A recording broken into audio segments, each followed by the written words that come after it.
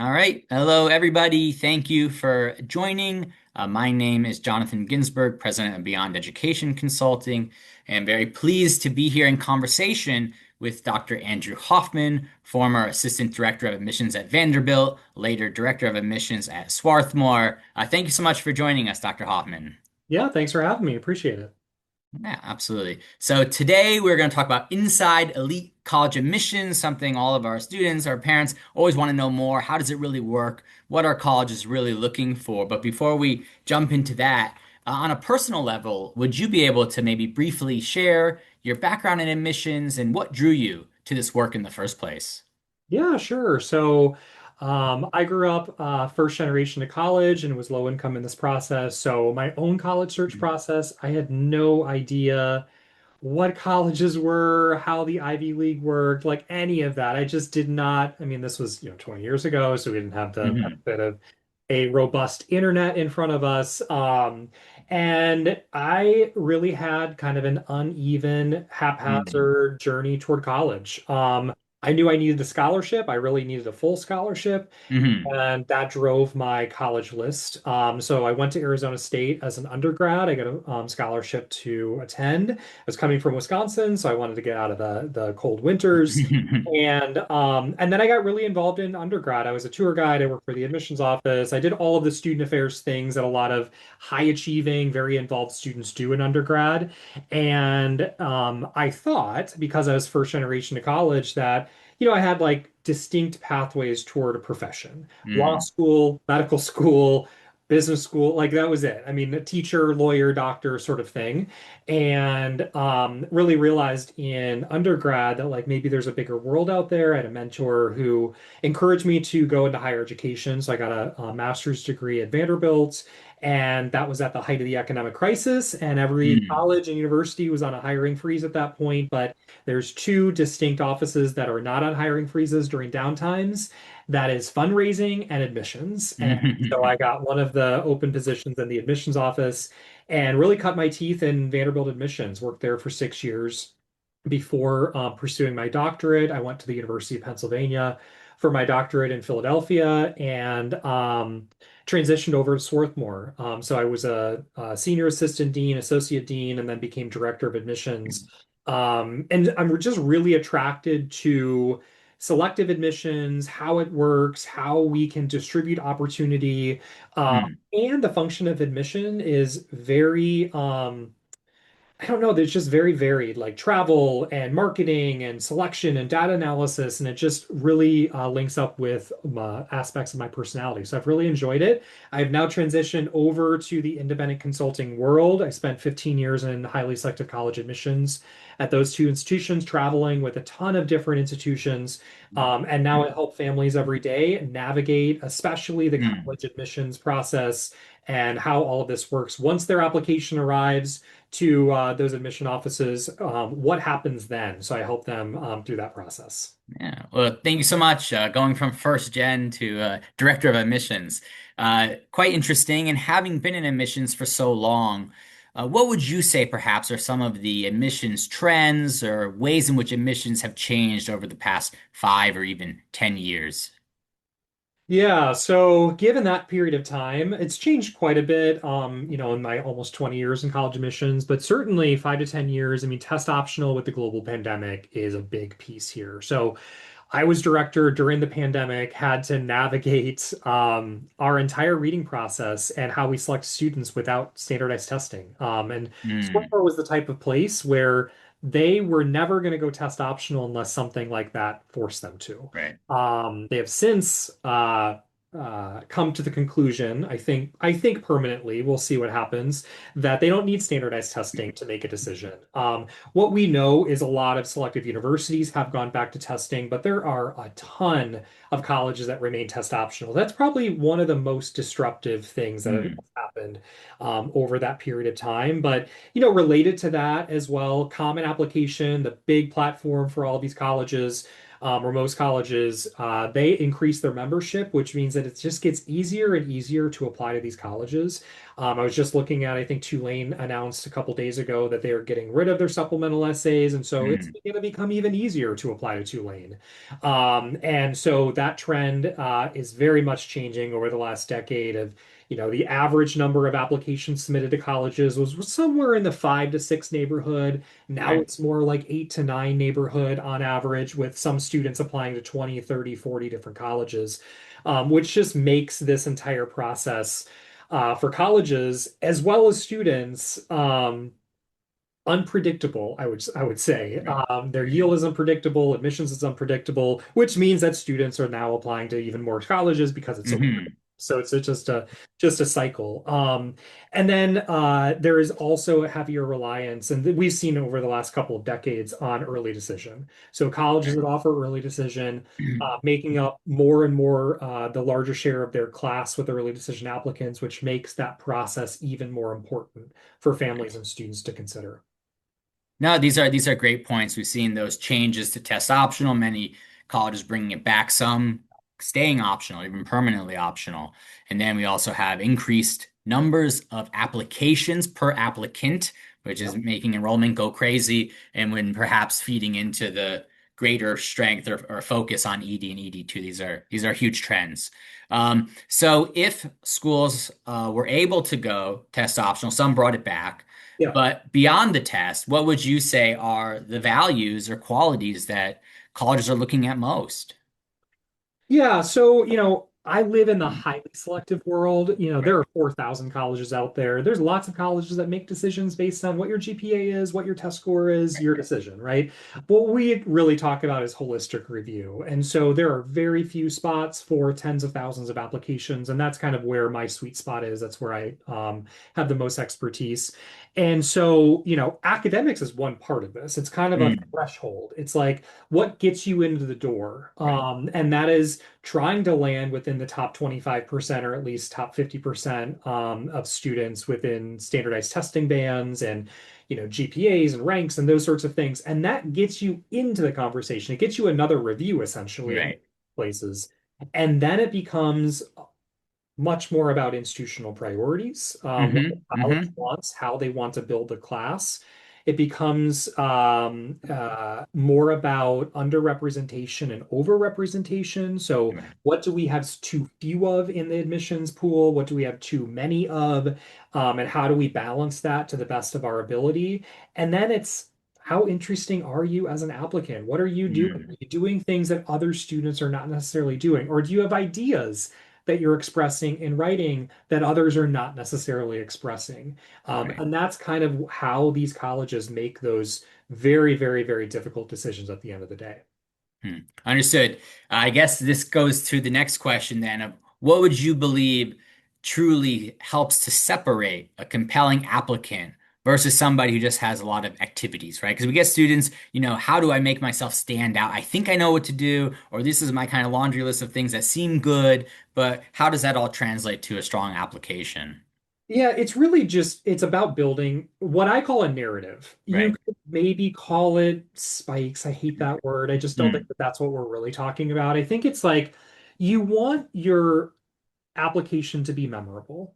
I'm not saying you walk away and now you're thinking about that student. I'm saying when that student gets brought up again in this admissions committee process and your application is on the screen, yeah. the committee is saying, okay, so I know we talked about this student about a week ago. Who is this student again?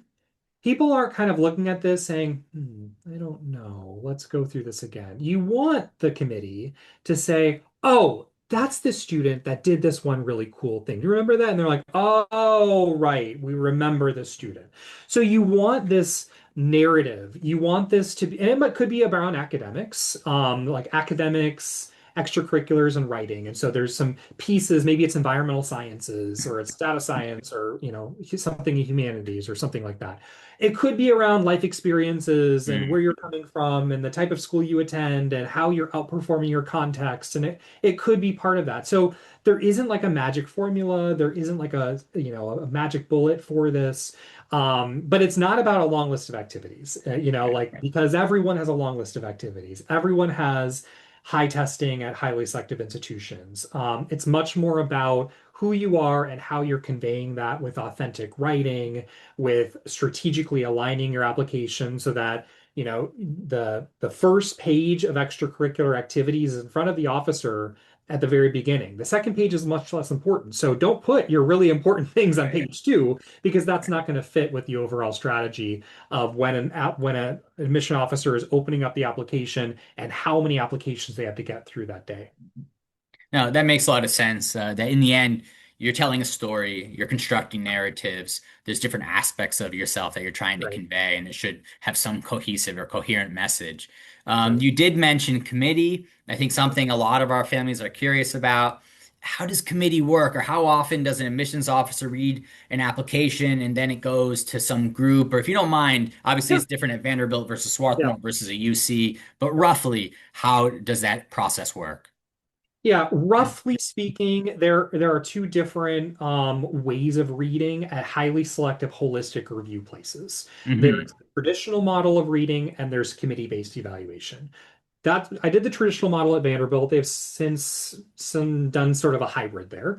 But it's basically where you go into hibernation for several months.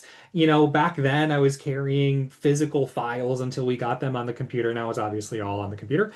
But you are going one by one. You're spending 10, maybe 12 minutes or Hmm. so Hmm. on an individual file. You're getting through, gosh, some days I was like, I hope I get through 30 today. But you're reading in the evenings, you're reading on the Right. weekend, you're reading on holidays. And everyone is doing that. All 25 admission officers are doing that. Hmm. And, this is a digital process. So you're putting in ratings. You're saying this is the academic rating and personal rating and overall rating and all of these things. And it's all going into this massive pool of Yeah. data that tells the leadership and the committee what it needs to do next. At Vanderbilt, and this is pretty typical at a lot of places, you are advocating for your student in your territory, the high schools that you represent, Mm. and you're bringing a certain number of those students. It could be 10%, it could be 5% of those students, especially in regular decision, to that committee. The committee is usually made up of like the dean or the director or the senior associates, and they make the decision on behalf of the college. And Hmm. so they're trained in what they need to be looking for, what questions to ask. But there's an art as an admissions officer on how to present this file. Some people, hopefully me, we're better than others, right? So it sort of Hmm. also depends. I mean, this is a human process. It also depends on who your admissions officer is. Right. But, typically everyone gets the same training, everyone has the same reading load, those sorts of things. That's the traditional way of reading. Then it Right. goes to the committee makes some of those final decisions, and then at most places there is a process called class shaping. And class shaping is where they take all of the data and they take all of those votes and conversations and they say, okay, we are over admitted by 25% and we need to call the list and we need to remove 25% without sacrificing our own priorities and need. Mm. So we need testing at this average and we need class rank at this average and we need, most of our students need an academic rating of Y and whatnot. And every college is different. Every college has its own set of priorities and what they really value. But that's kind of how they arrive at who actually gets admitted. So you could be read in mid-December. You could be reviewed again because mid-year grades came in at the beginning of February. Mm. Prepped for committee. You go to committee at the end of February. You're discussed. Maybe you come back to you because they can't make a decision or they made a decision, but they have to make another decision. So we sometimes review applications over and over in committee. And then you are in admit status, and then the algorithm takes you out and puts you in waitlist status. And then someone goes to Hmm. the dean and says, no, we need this student in because of the school relationship, and look at all the wonderful things about the student. And now you're back in admit status. So I have Right. plenty of students who were admitted at both of my institutions that never dreamed that that was the process that they're going through. That's the main way of reading. Committee-based evaluation is similar in that there still is a committee, but two people read the application at the exact same time. Mm. And there are a lot more applications read in one day. So somewhere between 75 and 100 applications in a day versus 30. And so we're spending 6 minutes, Wow. maybe 6 to 8 minutes or so. We're both reading the application. If I'm the driver, I'm reading the academic portion. My passenger or partner is reading the personal side and the essays and maybe the letters of recommendation. And we talk it out and we rate it together and we say, does this application need to be seen by the final committee? If the answer is no, and in regular decision, the answer is no 80% of the time, then Mhm. you are sorted out. You are no longer considered for admission. We just don't see very many institutional priorities. We don't see a conversation going positively Right. the next step. So we just don't need to spend the time doing that. That's students with perfect testing, perfect GPAs, you name it. They just don't Hmm. have what we Sure. need in building a class. Those 20% might then be slated to go to committee, but then there is a priority level. So you may be an A priority. An A priority could mean we think everyone's going to vote for you. We think Hmm. everyone is going to agree because you have so many of the college priorities that we are trained on. You're interesting, your writing is fantastic, whatever it is. And so I bring my A's first, and we talk about the A's, and maybe Hmm. most A's get into college. But if you're on the C group or you're on the D group, Right. there's only going to be a sliver of those students getting in because maybe they only bring one priority to the college. And that's where we at Swarthmore, for example, would review applications over and over. We'd take votes multiple times Wow. because we just didn't want to let this student go. Sometimes that student ended up on the wait list. Sometimes that student was ultimately admitted. But Hmm. because Hmm. these are really, really tough conversations, and we didn't have a class shaping process at Swarthmore. And I think a lot of liberal arts colleges, for the most part, again, these are generalizations, but for the most part, a lot of the really selective liberal arts colleges probably don't have quite class shaping, meaning Hmm. we just admit until we're full and we have to get through all Sure. the applications. So we don't want to admit students who are ultimately going to be pulled back to the wait list or deny status Hmm. because it's really demoralizing as a professional admissions officer to do that. Sure. Do everything you can to get the student in, and at the end of the day, they're placed on the wait list, even though they had all of the votes from the committee. Hmm. Tried not to do that. But that's the gist of how this process works. Got it. No, thank you so much for this insight. I think this is something that really kind of, mystifies people in a sense. So we have the traditional style, we have committee style. Yep. First, I do want to mention you said mid-year grades get reviewed. Is that true? Mid-year grades get Well, not reviewed? every single mid-year grade report, no. Sure. But if you were slated for the committee, Yeah. absolutely it's going to be reviewed. Okay. But if you're in that 75% that like it doesn't matter if Understand. they're perfect grades. It doesn't Sure. matter if you are now in multivariable calculus and you're getting an A. Like you're not going to see the light of day Understand. unless there's an intervention later. If you weren't going to be in the pool, it doesn't get reviewed. But if you are in the pool to be accepted, it is seen because we get this all the time from families. Hey, it's not in the profile. Does it matter? We say it matters. They say, well, how do you know? We have it Yeah. on tape. It matters. Yeah. Okay, just wanted It to matters share at the that highly selective holistic at the places. highly selected, right? Will it matter at Michigan? I don't Sure. know. Right. Like the really high volume that are not as holistic. I'm not saying Hmm. that every college is like that, but the really high volume, sometimes they don't request it from Sure. counselors. Harder to say, right? Yeah. Understood. And then separately, you made some really good points about how, in many ways, admissions officers are advocating for students to that committee, and there's a variance on that. How big is committee usually? Mm, So when I was at Swarthmore, it was all of us. Mm, So we had two committees concurrently because we couldn't possibly get through all of those applications. right. So I Mm, chaired one committee, another senior person chaired mm, the other committee. We would meet maybe at the end of the day, compare notes, talk right. about the next day, and that would be for a few weeks that we Okay. would be in committee. And we tried to roughly have like about, let's say, 800 applications in this committee, 800 applications in this committee that we have to Sure. get through that amount of time. When I was at Vanderbilt, and I think that this might be more typical, especially at the larger universities, Mm, these sort of places. It's going to be smaller committees. And right. so it's probably around 4 to 5 people in the committee. Mm, My role, though, I didn't have a vote. At Swarthmore, everyone had a vote. Everyone had an equal vote, I see. but you had to have unanimous votes to get in. Whereas at Vanderbilt and many other places, I was just advocating. I was presenting the file, and you make your decision, and I don't have a say in it. I just have to be Got it. persuasive, especially if I think the student should get in.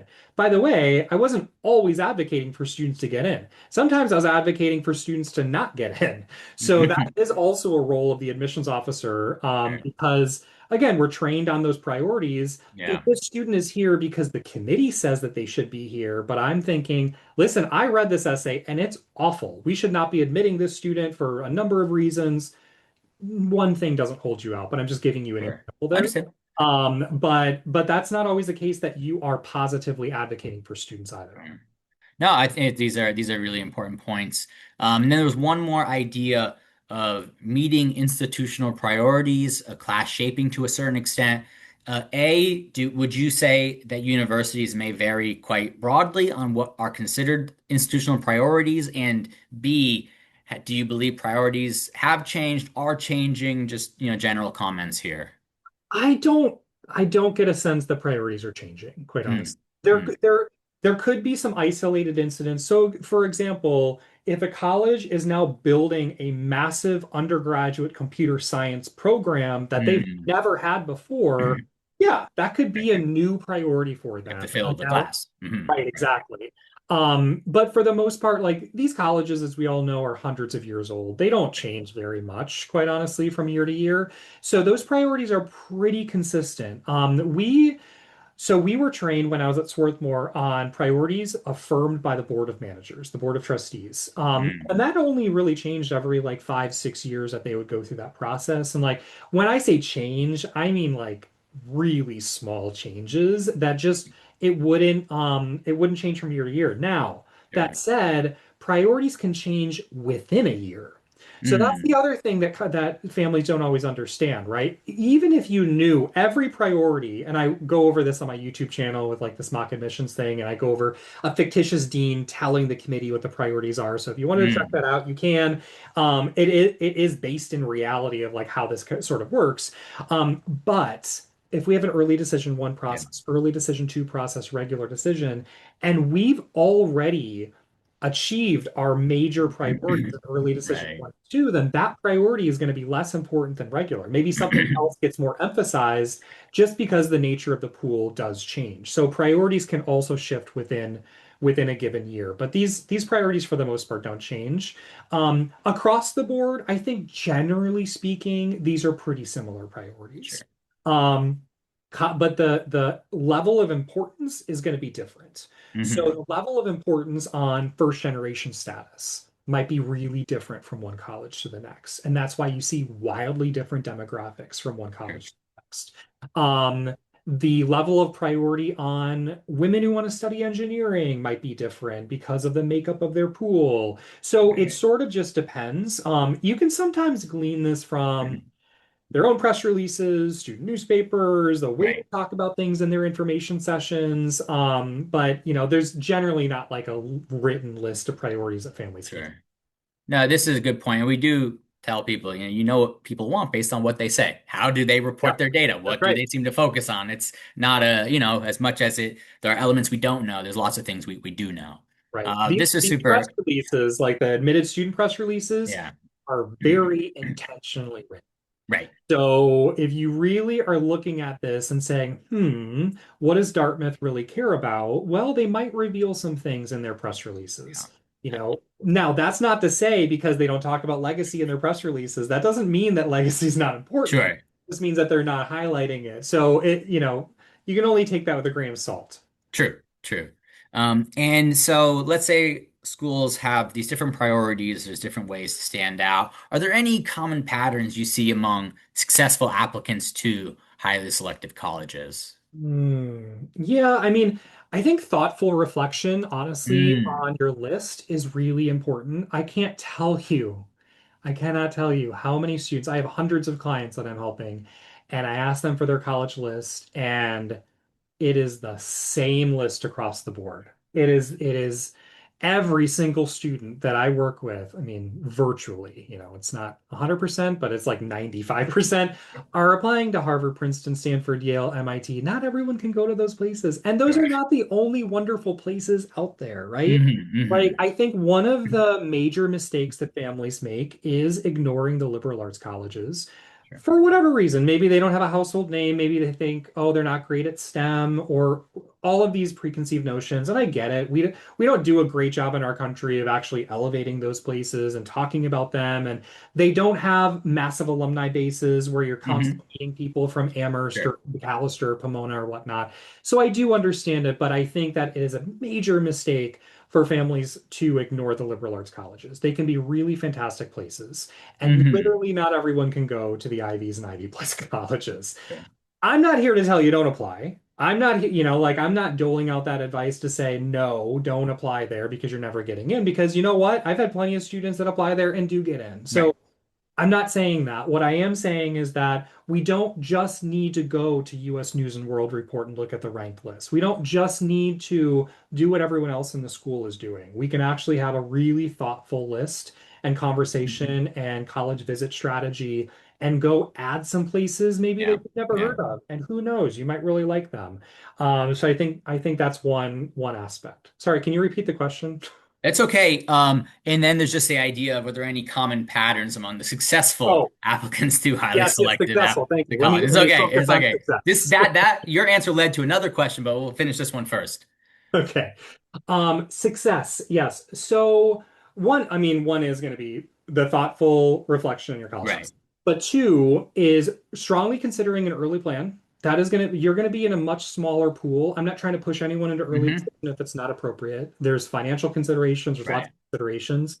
But I do see students who are very capable of identifying early decision schools that say, oh, but I don't Hmm. want to commit to that school. Like Yeah. what, who knows? Maybe I'll get into and then it doesn't go well. So Sure. like Sure. you never know. You do have to look at data. There's an art to this as well. Like you have to be really thoughtful on that. Right. But it is thinking about early plans. There might be Sure. 5,000 applications in early decision and 60,000 in regular. You Right. are able to shine in a much smaller pool, even if it's very, very, very selective. And I get that. But it is a consideration, early action, same thing. If you can get your applications done by August or October Why not? 15th, Yeah. November 1st, of course, like there's really no downside besides maybe you wanted to take the December test or something like that. But for the most part, there's no big downside. Um, I think understanding underrepresentation and overrepresentation in the college admissions process is really, really important. Hmm. There's some things you can't control. You cannot control where you live. You can't control generally Sure. where you go to high school. You like that's a Mhm. done deal. If I'm talking to juniors right now, it's a done deal. Like we're not going to be worrying about that. Like, should I move Um, to Nevada for next right, year? right. We're not going to be worrying about that. Right. But what we do want to think about is have I thoughtfully considered my major? I know Mhm. lots of Yeah. students Yeah. who literally just like they're on the drop down. They're like, oh, I guess I'm interested in physics. I'll put physics. And you're like, whoa, whoa, whoa. Like, we need to be much more thoughtful about this because you don't know how critical that one decision is Mm. in a highly selective context. So you really, really have to think long and hard about concentrations, about individual schools at a university, on where I'm Right. applying and how I'm crafting the supplemental essays. And that has to be a pretty significant piece of this puzzle. Absolutely. Because, like it or not, I know we're talking to folks in California, like it or not everyone can study computer science and data science. It's just not possible. It is very Mhm. oversubscribed, and we see the trends across the board, especially with that, but it's across the board with STEM, quite honestly. It's very overrepresented in these pools, and humanities is very underrepresented in these Right. pools. When I was at Swarthmore, we had 15,000 college applications for admission. And I could count on a couple of hands how many German language students that I was reviewing for the whole year out of 15,000 applications. Now, that doesn't mean you just put German and hope for the best. Of course, you have to have a narrative around why you want to study German, and it has to make Right. sense. Because I also read students where I'm like, philosophy, I see nothing, absolutely nothing about Right. philosophy. And we know you're putting it on your application because you think that that's going to help. And that doesn't help when there's nothing behind it. But if I were talking to freshmen right now, I'd say we need to really explore our academic interests, because, Mhm. like it or not, like at the end of the day, if you're interested in STEM, study STEM. Right. But you should also cast a pretty wide net then, and maybe identify schools that, again, are not in the single digit admit rates if that's what you want to study. So it's just all a balance. Now, that's a good point. Major selection, huge whenever, we talk with students that from that perspective of, hey, first, what are our strengths? Like you said, Yeah. we can't just be putting German No, because we heard German's easy. You correct. don't know German. People don't like being lied to, right? I Correct. think admissions officers are smart people, safe to say. So that's super important. But within your strengths, perhaps there's strategy. Hey, what makes sense for you? How can Right. we justify this choice? I had a student who told me, I'm really interested in engineering and music. Two Hmm. completely different ways. It wasn't kind of like the engineering of music. It was very Understood. different. And I said, okay, great, wonderful. Why don't we think about putting music first and then engineering? And lo and Hmm. behold, got into a highly selective college. Now, I'm not saying that's exactly why, but these are all little puzzle Right. pieces. And all of these contribute to that final decision. I understand. No, there's a huge, definitely a strategy to it, and the major selection certainly impacts. Yeah. And you had sort of been talking about parent involvement in the process, and I wanted to bring us back to that point. Is there any advice you'd give to the parents on how they want, how they should support their child without maybe over managing the process? I mean, maybe this is a daily struggle. It is, and I get it, especially parents of your first student is going through the process. This is very different than 20, 25 years ago. It feels stressful. It feels like everyone's talking about it. Depends on your community. I mean, I imagine if you're in kind of a high-strung high school community and everyone's talking about it, it's Yeah. inevitable that you're going to talk about it and bring it up. My best advice, don't overtake the process. Really try to provide the tools and support. And tools might be consulting. It might be application reviews. It might be some things that you can pay for to help your student. It might just be support. Like Right. I Right. see Right. heartbreaking, and I'm not saying anyone listening right now is like this, but I'm just saying I see heartbreaking posts on Reddit every single year, right around a Mhm. decision time. And Right. it's like my parents are disappointed in me. My parents aren't Mhm. happy because I got into Cornell instead of Princeton. I mean, it is bananas. Like we, as a society, as parents, need to do better for our students. And we need to recognize that this is their process. They are the one going to college. Yes, you might be paying the bills, and I get that that's important, but they should really try to be in the driver's seat. My clients, for the most part, our first meeting is with parents, and then I have some email Sure. communication with parents. I'm available to them, but my work is with the students, and that's where the work really lives. So I try to put them in the driver's seat as much as possible. My other piece of advice that I often give parents, especially once we get to end of junior year, senior Mm. year, Right. Just don't around this time. yeah, right. Don't ask about college all the time. Set aside time every week and Mm. come to some mutual agreement with your student and say, listen, Yeah. I'm not going to ask you about college, but we're going to talk every Sunday and we're going to have an Mm. hour or maybe two. It depends on what time of year it is or whatever. And we're going to talk about things that you have on your plate. What can I help with? If I can't help, that's okay. But like, what do we need to do to get you across the finish line? Right. Because I think that that's a healthy amount of support, right? Versus every time you get in the car, your student never wants to go anywhere with you because they know every time they get in the car, you're going to be asking about college. They don't Right. want that. I promise you, your student does not want that. Um, and just try not to talk about your student with other parents. Try to keep all of that information private. This is your Mm. student's information, as it were. And so, like just, yeah, try not to overtake the process.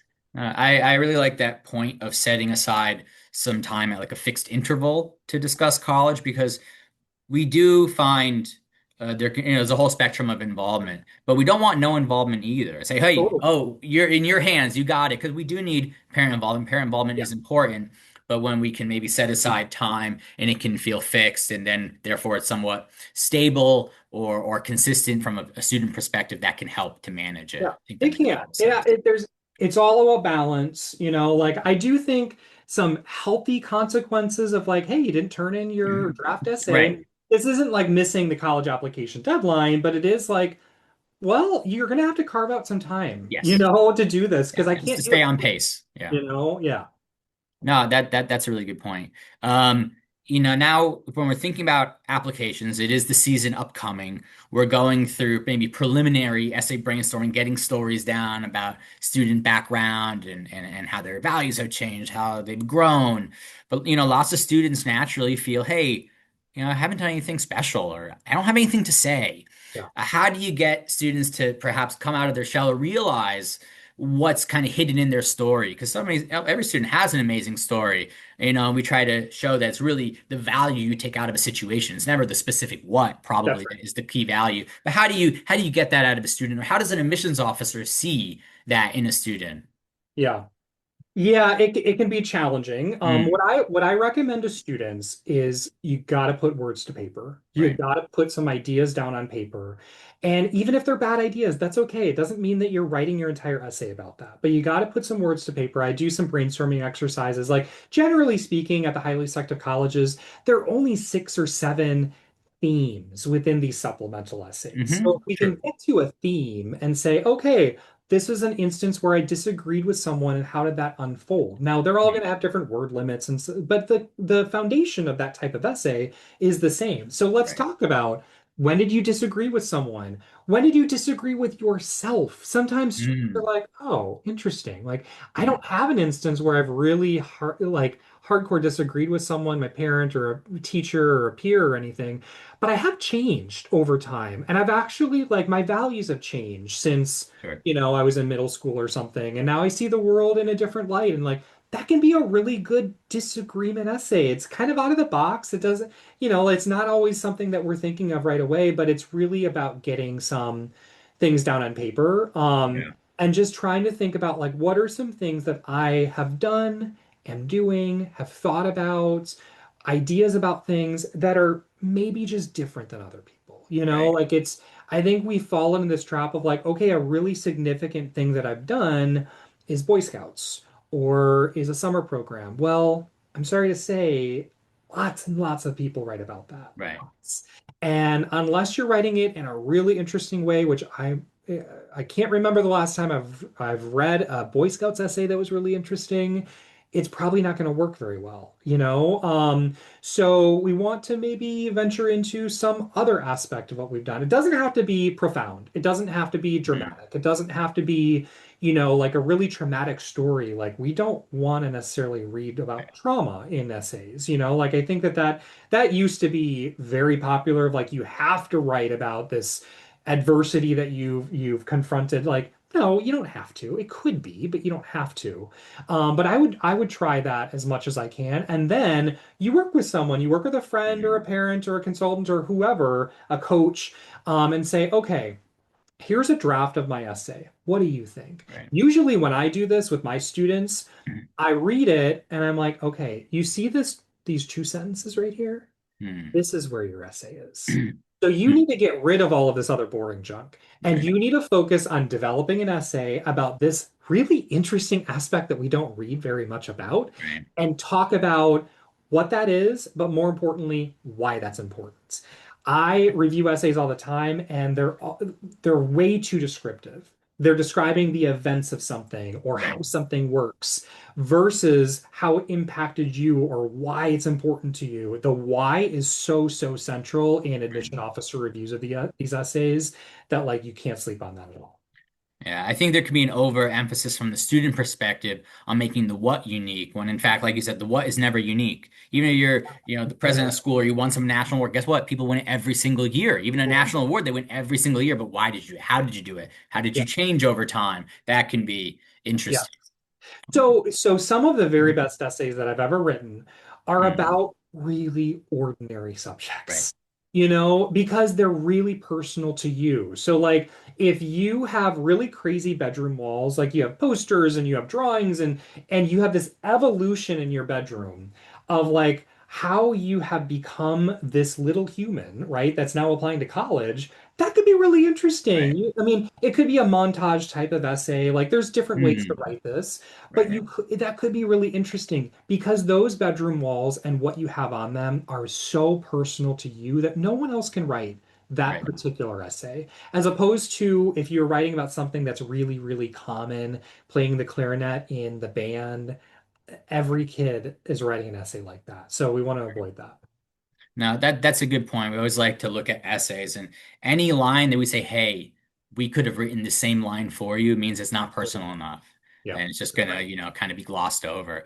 We talk about essays and essays are a component of the whole application. So this is another thing we try to remind students that they already know your activities, they know your grades, they know your letters of recommendation. But how much does context matter in general, whether it's family circumstances, resources, personal challenges, Yeah. some external factors, I guess.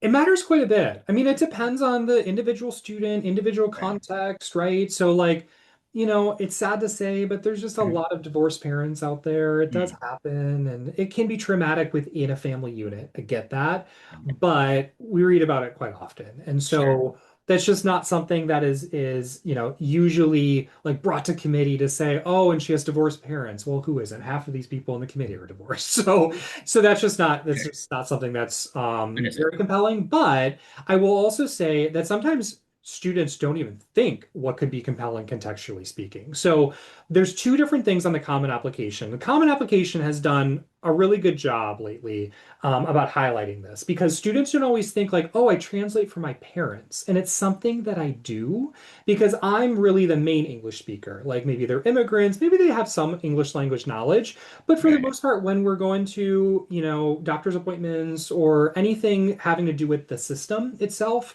I am usually taking on an adult's responsibility here. I do it Mhm. because I'm part of this family and that's the expectation. I Right. just do it. Versus like, oh, I didn't think about that as like an activity, right? Right. Because it's Right. not school sponsored, but admission officers want to know that because you're taking on something that most other students don't have to do. Sure. The same with taking care of younger Mhm. siblings, Right. where there was a forest fire and Mhm. like unfortunately our home was affected and like that's really affected maybe my grades or whatnot. All of that is incredibly important contextual information. There's two sections. One is the challenges and circumstances section of Right. Common App. Part of it is kind of a checkbox that you can say, like, oh, I commute more than 60 minutes one way to school every day, for example. And then there's a narrative box where if you want to talk more about some of those things, you can do that. Right. And I encourage students, if you have any of those pieces, definitely talk about it. This is not the time to be shy about this in admissions. And then there's more of a catch-all, and it's the additional information section. It Right. could be additional activities. It could be a lot of different things. I go through a lot of strategy with my students on this front, but it also can be contextual pieces. You might say, listen, I want to paint the picture of going to my high school every day. It's just not in a safe neighborhood. We have shootings, we have metal detectors, we have X, Y, and Z. And it's really difficult sometimes to concentrate or, or whatever, whatever it might Mhm. be. Sure. Admission officers don't always know this because they've sometimes never been to your neighborhood. They've Right. never been I to don't your know. school. So these things are really, really important and they are taken into consideration. Right. Yeah, we do try. These are good points. We try to remind our students, the admissions officers, they know nothing about you besides what you convey, Yeah. besides what you share.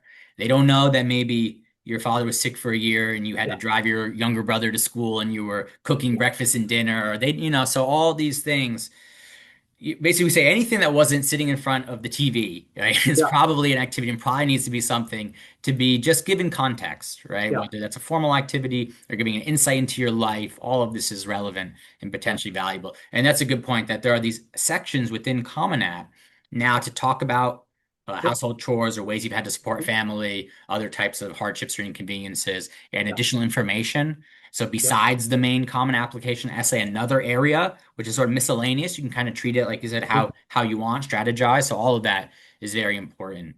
Yeah, You I think shouldn't that's yeah. assume, I would say, for students, like, yes, admission officers do have tools available to them. They do have, Mhm. average testing scores for your Sure. school, or they know that you're in a federally designated rural area or what, like they do, but they don't know your lived experience. They don't know, like, oh yeah, not only is my school rural, but like people are coming in from like an hour away and they're ranchers and they're, like, or whatever, migrant workers, etc. Like that's really important information that sometimes we don't get from the counselor letter and we don't get from the school profile. So like it doesn't hurt to include like a small paragraph, or maybe it's part of your personal essay. Like it depends on what the Right. narrative is for your essay or for your application, but it could be important. No, makes sense. Um, and this, I guess, gets back into families again.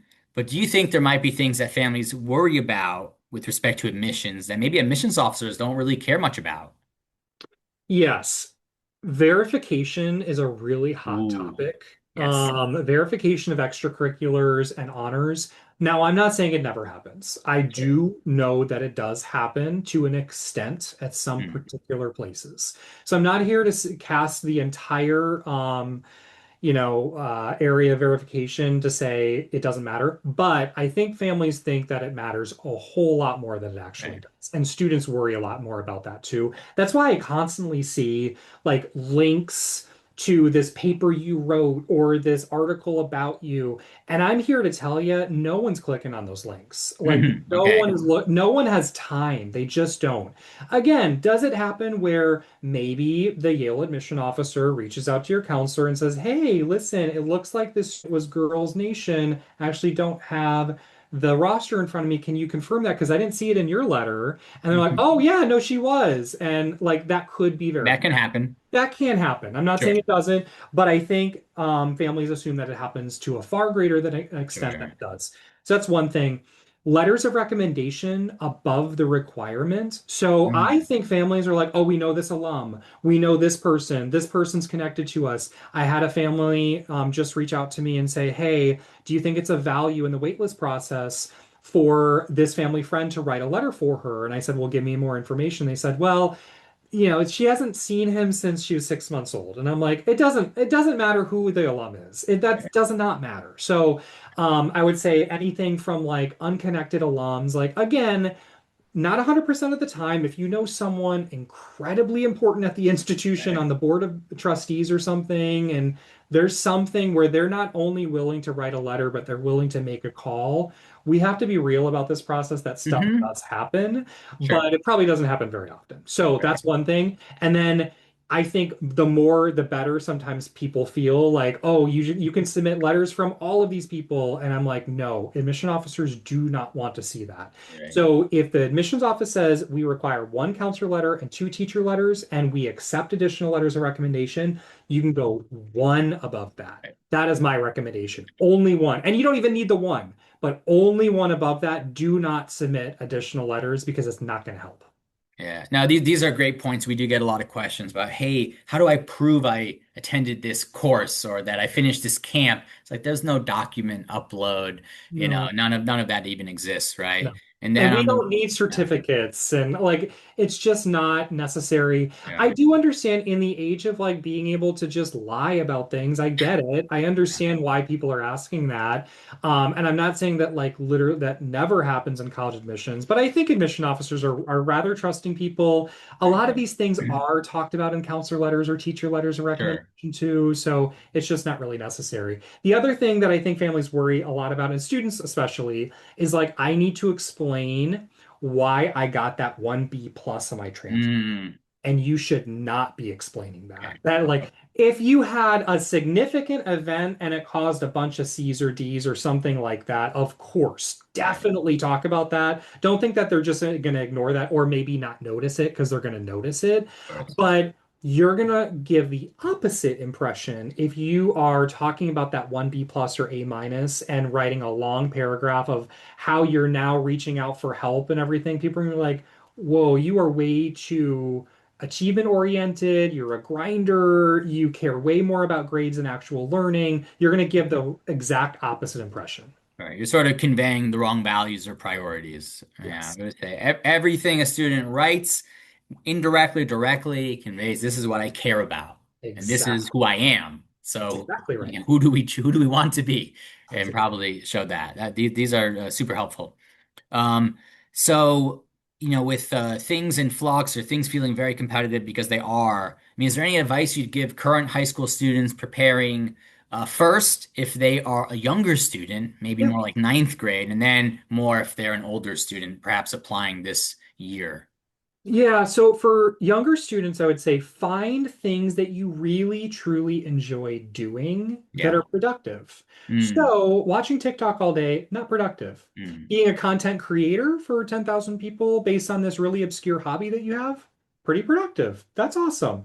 Like those sorts of things. Like I would never want my own children, anyone to do this yeah, because you think that this is going to look good for college. sure. It's just yeah, it happens to be something that you like doing and it's going to look great. Wonderful. Like that doesn't mean, don't apply to the selective summer programs or something because ultimately I hope you're also doing it for enrichment and because you want to be challenged and you love math and whatever it Right. is. So that's I think one aspect. Another piece of advice, and this is for parents and students, but especially Mm, younger students, don't share everything online. Don't share, mm, don't don't share your ACT, SAT score with your friends.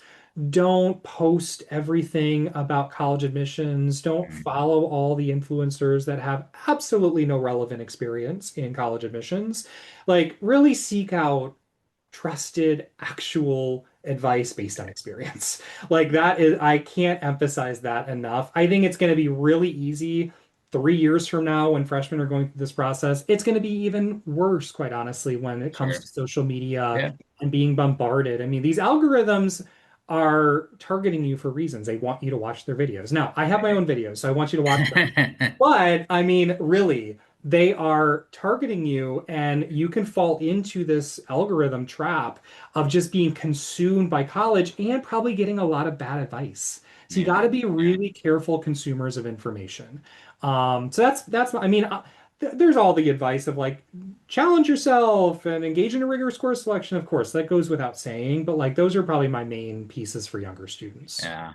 Well, I think those are good points. We always tell students, despite it feeling like a lot of things for college, colleges want to see certain qualities and background and a future vision because you need that for yourself to be Yeah. successful for your own future. So Yes. let's figure out what that future you ought to be and let's pursue that. And if we do that, you'll Agreed. become the student colleges want, right? But Agreed. I do think, yeah, it really can't be overstated. In many ways, yeah, social media is changing things, and there's some positives, but a lot of negatives. And be Yeah. careful taking in information online. Oh, I heard this, or this person told me that, and just good to verify. Yeah. That's great. Yeah. And I suppose getting toward the end, and we do have some time for questions. Sure. If there was one thing you could change about how families approach college admissions or how college admissions work in general, what would it be? So I think I'm going to take a family approach to this question, and I Sure. think it's really important that families have honest conversations with their students about college affordability. Mm, Something that okay. happens. Now, sure, if you can write the check, go for it. Apply Mm, wherever. Like most families are not like that. Most families yeah, actually have budgets and they might be bigger budgets, they might be smaller budgets, but there's really no sense. Honestly, honest to goodness, there's really no sense in applying to places that don't offer any merit if you need merit for college. sure. So like let's not just magically think, well, if she gets into Stanford, we'll make it work. I mean, is it going to be tough for you? Like, is it going to be really, really, really tough for you? Almost impossible?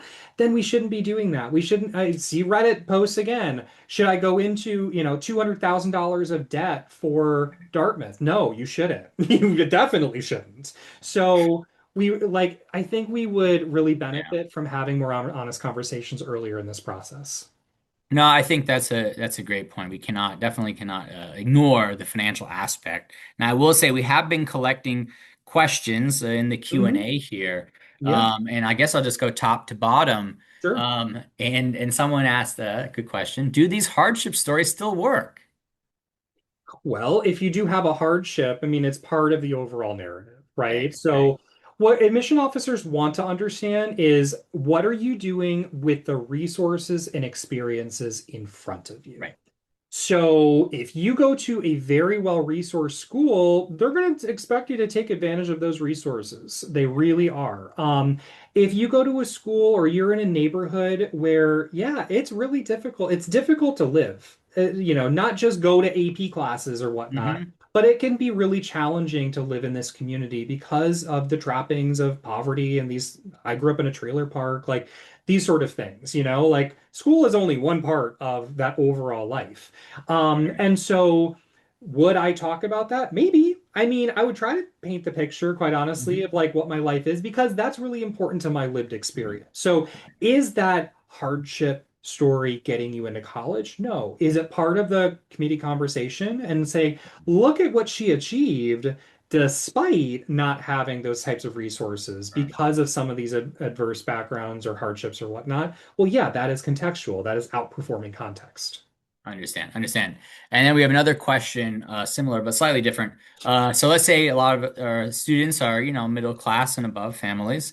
How do you stand out? There's normal kids that not from an unsafe neighborhood. They don't have a dying parent per se, where they don't have a key point of trauma, right? Yeah. How do they stand out? Sometimes you can't stand out in a Mm, highly, highly selective process.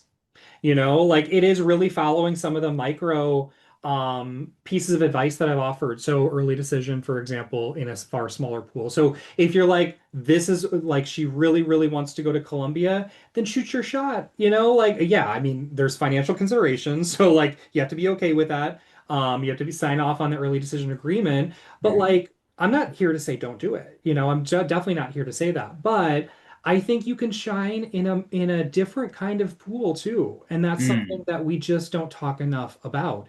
St. sure. Olaf, McAllister, Carleton, Whitman, all wonderful Right. places. Yeah. Virtually none of these students are considering those types of places, even though they would have incredible attention from faculty members and have really great letters of recommendation for grad schools and these sorts of Mm, things. And so it is a mind shift sometimes of like, okay, doesn't mean we can't apply to some of these really, really selective right. universities, Mhm, but we want to also, apply to some really great target schools that are mm, not just the public flagship. right. So, that's how some students can stand out. Makes sense. And we have another question which was somewhat covered, but maybe not to this extent. To what extent do external rec letters help? And if I have several options, research, community program, maybe someone more famous, which one is better? The better ones know you really well. Right. So, yeah, they have to be really personal. They have to like they can't just be like, yeah, I've known the family for years and I haven't seen her since she was 2 years old. That's not going to help. It doesn't matter. It doesn't matter if it's Obama. I mean, really, it just doesn't matter. That's a bad example. Maybe it wouldn't matter, but I'm just saying in Yeah. general, In it's general. not going to matter. It really is about people who know you really well and who are going to be good advocates for you. So I always say with teachers, if it's required for two, then Hmm. get some academic diversity. You don't want just a math and science teacher, right? Like you might have a math and English teacher or a math and social Hmm. studies teacher Yeah. or a physics and art teacher. I mean, art's kind of a bad example because it's not a core academic area and most require core. But it could be foreign language or something. So if you think like these people are going to go to bat for me and they're going to be good advocates, and I'm sharing like my brag sheet with them, for Right. example, like it might say like, hey, you might not remember this, but my favorite activity or my favorite assignment in this class was X, and this is why I loved it so much. Then the teacher's like, oh, interesting. Like I can actually write about that. I forgot about that Sure. experience, right? So like you can also help. I mean, you have to be careful. You're not trying to put words in their mouth, but like it can be helpful to jog their memory sometimes on those pieces. But you don't need the research center faculty member. You don't need the professor at the local community college. You don't need your art teacher at summer school. You don't need your sports coach who doesn't teach you at all. You just don't need all of those people. Right. These letters become very, very repetitive over and over again. And that's why there's a limit of one or two, quite honestly, because they just don't need it. So I would stick to what is required. If you want to include additional letter, one is plenty. Sure. Okay. I think that makes sense. We always like to think about what would perhaps show a different side of the student, Yeah, that's right. within the allowances by the university. And then 100%. yeah, I have a good question here. What if a student has a C and some Bs? Can they get into a top school? Maybe. I mean, Yeah, maybe. I always tell students and families, you are the rule. You are not Right. the exception. So Mm. with that in mind, like, has there been a bounce back? Was that in Sure. freshman or sophomore year? Right, Have right. you increased rigor and now you're doing better? Was it a mental health, crisis? Was it a grandparent passing away? Like, why? Why did it happen? Mm. What happened, as a result of that? How did you use resources in front of you to get help or, whatever it is? I mean, I'm talking in generalities because I don't Sure. know why you might have gotten those grades. Is it possible? Yes. Is it Yep. probable? No. But that 100%. doesn't mean it's improbable. No, these are good points. We had a student this year with the C who got into a very top school, Yeah. but it was a ninth grade situation. She Yeah, did really great exactly. thereafter. But It yeah, definitely does happen. these things can They happen. they don't expect perfection. They Yes. don't expect absolute perfect transcripts because that's not real life. Yes, there are students with perfect transcripts, but there are plenty of students with other grades Right. that do get into these schools too. Sure. And yeah, just I guess we'll take this as a final question here. Are there summer camps that can help with college admissions? Maybe this is broad, but just speaking about how to leverage summer, Mm. what's a good way to view it? You mean summer programs, not about Summer college. programs, or just how to leverage the summer itself, Yeah. including summer So programs. there are programs, and I offer a program list on my website that you can download. If Hmm. you're a rising senior, it's not going to be helpful. All of those deadlines have Sure. passed. But that doesn't mean you have to do a summer program. I mean, there are Hmm. selective programs, there are pay-to-play programs as Yeah, well. I generally recommend to go with the former, not the latter. sure. But it really is about enrichment and how you're spending the summer. It could be a part-time job, it could be lifeguarding, it could be taking care of younger siblings, it could be doing enrichment on Coursera. It could be an internship or an externship. Like, there are so Mm, many ways. You don't have to spend an arm and a leg to do the things that you think that the admission officers want to right. see. Yeah, if you get into the awesome math program, great. That's awesome. That's wonderful. Does that mean that you have a golden ticket to the Ivies? No, it does not mean that. It means that, like, you did a really great selected program, and that's great.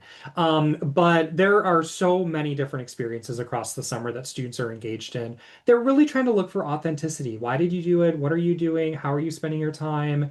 And that's what's most important, quite honestly. Yeah. I think that makes a lot of sense. We always speak with students about summer. If we do this, what is our purpose? Do we think we're going Yeah, to be gaining some key skill? We're totally. going to be using this in the future. And if we can't really foresee that at all, then maybe we're just keeping ourselves busy. And Yeah, although it sounds good, it's not actually so effective. Well, yeah. anyway, Dr. Hoffman, thank you so much for all of this insight, walking us through all these questions. I think we all really appreciate it, learned a lot. Yeah, and thank you again for the Yeah, time. and I'd love to plug my website, Mm, askdrhoffman.com. I think that you're might be sending some information out to folks too. I would love to work with yeah, your families. We have an application boot camp that I'm doing. I do yes. application reviews, and maybe there's something that we can do together in the future. But I would Yeah, love to absolutely. Yeah, help your we're hoping more families. and more of our students can work Yeah. together and gain insight from you, for Yeah, sure. and so families, if you want to see me live in terms of like YouTube, my handle's Ask Dr. Hoffman, and you can see like 100 different videos there too about all of these different things Yeah, that I talked about very tonight. good videos.